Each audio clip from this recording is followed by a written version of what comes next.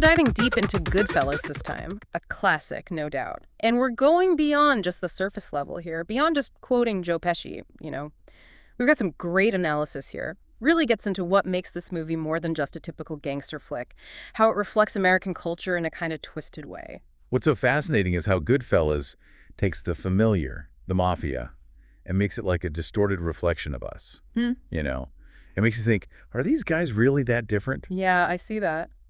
The source we're looking at makes this comparison between the mafia and a regular corporate structure. It's kind of mind-blowing when you think about it. It's all about that same drive for wealth and power, just taken to a whole other level. Exactly.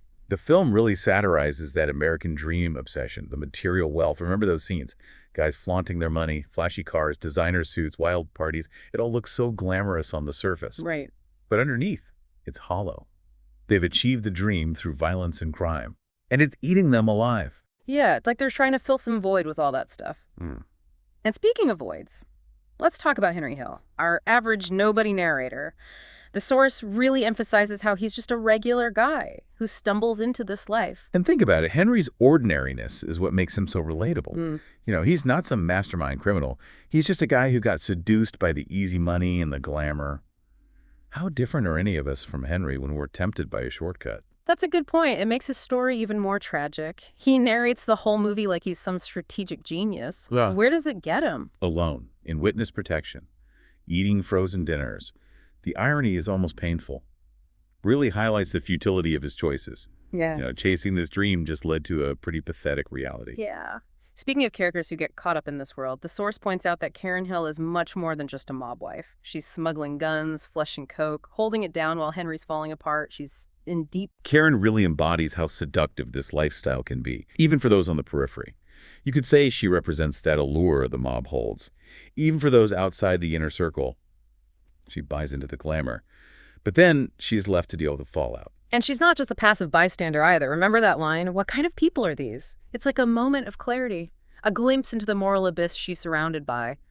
But she stays. She adapts. Right. It makes you wonder, how much are we all willing to compromise for the sake of the dream, even when it turns into a nightmare? Is Karen so different from any of us when we look the other way for our own comfort, our own gain? Okay. We can't talk about Goodfellas without mentioning the wild card, the agent of chaos himself, Tommy DeVito.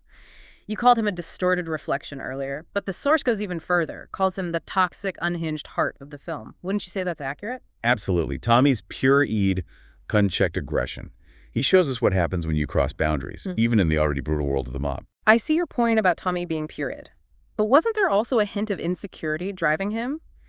The source mentions how he's constantly trying to prove himself to be the toughest guy in the room. That's a great observation. You're right. There's definitely a layer of insecurity there. Like he's overcompensating for something. Yeah. It's interesting to think about that funny guy scene, right? Yeah. On the surface, it's hilarious. But looking deeper, it reveals a lot about his fragile ego, his need for validation, something I think a lot of us can relate to, wouldn't you say? Totally. I mean, who hasn't felt that need to be liked, to be accepted, even if it means putting on a front? But with Tommy, that need is amplified tenfold because of the world he lives in. Exactly, and it all comes crashing down in the end. Remember that scene when Tommy's whacked? It's brutal, unexpected. And it shows that even in this world of supposed loyalty, no one is safe. It perfectly shows how the film equates the mob to a ruthless corporation. There's no room for weakness. Anyone can be expendable if it benefits those at the top. And that brings us to the whole idea of loyalty, which the source dissects pretty brilliantly. It's supposed to be this sacred bond, Right. the glue that holds the mob together. But Goodfellas exposes it as a complete sham.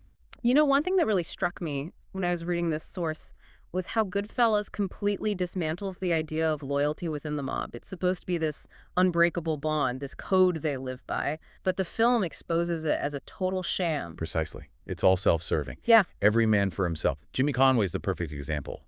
All that talk of loyalty, but he'll turn on you in a heartbeat if it serves his interests. And Henry, too. He rats out everyone to save his own skin. It's a bleak reminder that in this world, self-preservation trumps everything. Right. And the film doesn't shy away from the consequences of that betrayal. Remember how isolated Henry becomes in the end? He loses his friends, his family, his identity, everything he thought he'd gained. It's a powerful reminder that the choices we make, especially when we're chasing the wrong dream, can have devastating consequences. It's interesting, right? Henry loses everything chasing this warped version of the American dream. The film makes you question the whole idea of success, especially when it's built on, like, violence and betrayal. What does it even mean to win in a system like that? Yeah, it really makes you think. And it's not just about material success either. The source we're looking at talks about how Goodfellas exposes this toxic masculinity, almost performative, Yeah. that's tied to that pursuit of power and dominance. Exactly. It's all about being tough, being in control, never showing weakness. You see it in everything, the way they talk, the way they dress, the way they treat each other, and especially women. Yeah. And it's not just implied either. The film really doesn't hold back on showing the misogyny that's just part of this world. Women are treated as possessions, trophies, or collateral damage in their schemes. Think about Karen, for example. She's caught in this web, trying to navigate a world dominated by men who are constantly fighting for power. But what's remarkable is that she does more than just survive. Right. She manipulates, she schemes. She even challenges Henry's authority sometimes. It's almost like she's playing their game, but by her own rules. Absolutely. She's a survivor, Mm. and her presence in the film adds this whole other layer of complexity to the exploration of power dynamics, not just within the mob, but within society as a whole. Yeah. It makes you wonder if she ever really had a choice, or if she was always going to be pulled into this world. Maybe that's a question for you listening to think about. It's definitely something to think about. We've talked about the characters, the themes, the style, but let's not forget about the impact Goodfellas has had on our culture. I mean, this movie is considered a classic for a reason. It's a landmark film, not just for gangster movies, but for cinema in general. Scorsese's direction, the performances, the storytelling, it all comes together to create something unforgettable. And the music. Yeah. The way Scorsese uses popular music to set the mood and just enhance every scene. It's masterful. Speaking of masterful, there's this one point the source makes that I found fascinating. Maybe a little unsettling even. It talks about how Goodfellas actually influenced real-life gangsters. Yeah, it's true. Some mobsters started imitating the characters, dressing like them, talking like them. It just shows how authentic the film feels. Scorsese drew inspiration from real-life events and personalities, and that realism clearly connected with audiences. And unfortunately, some people in the criminal underworld. It's almost like the movie became a self-fulfilling prophecy in a way, which makes you think about the power of art, how it can influence us, for better or worse. What do you make of that? It's a reminder that art can be a double-edged sword. It can inspire us, challenge us, make us think critically about the world, but it can also be used to glamorize violence or reinforce harmful stereotypes. Goodfellas definitely walks that line, wouldn't you say? I mean, it's a brutal film, but it's also incredibly stylish and entertaining. Do you think it ultimately glamorizes the mob lifestyle, or does it offer a more nuanced critique? That's a great question, and one that's been debated since the film came out. I think it's a bit of both, honestly. It's hard not to be seduced by the fast cars, the fancy clothes, the aura of power and excitement. But at the same time, the film doesn't shy away from the ugliness, the violence, the paranoia that comes with that life. Right. It's not a romanticized view of the mob at all. We see the characters make horrible choices, betray each other, and ultimately destroy themselves. Exactly. And I think that's what makes Goodfellas so powerful. It shows us the allure of the mob lifestyle. But it also reveals the dark underbelly, the human cost. It's up to us, the viewers, to grapple with those contradictions and decide what we take away from it. I think that's a really insightful way to put it. It speaks to the film's enduring legacy. Goodfellas isn't just entertainment, it's a cultural touchstone that continues to spark conversations and make us question our own values. It's interesting to think about how Goodfellas presents this warped version of the American dream. The characters are constantly striving for more, but their methods are inherently corrupt. So you were saying something about Goodfellas and like a warped version of the American dream. Yeah. We were talking about Henry being an average nobody, right? And how relatable that makes him to, well, everybody. The source makes this interesting point about how that ordinariness of his is actually key to the film's whole commentary on the American dream itself. Okay, I'm listening. So the classic American dream, right? It's Yeah. all about upward mobility. The idea that anyone, no matter their background, can achieve success through hard work and determination. Goodfellas flips that on its head. Yeah, because Henry takes that shortcut. He chooses crime over honest work. He sees guys like Paulie living the good life and figures, why not me? Exactly. And the film makes that shortcut look, well, pretty seductive. The quick money, the flashy lifestyle, the feeling of power. You can easily see how someone like Henry, or even, someone like you listening, could be tempted by that. Especially when he sees that traditional path just leading to a dead-end job and a boring life. It's like the movie saying, Hey, this is what happens when the system fails you, when you feel like you have no other options. And that's what makes Goodfellas so unsettling, right? It doesn't glamorize the mafia. It shows the brutality, the paranoia, the inevitable downfall.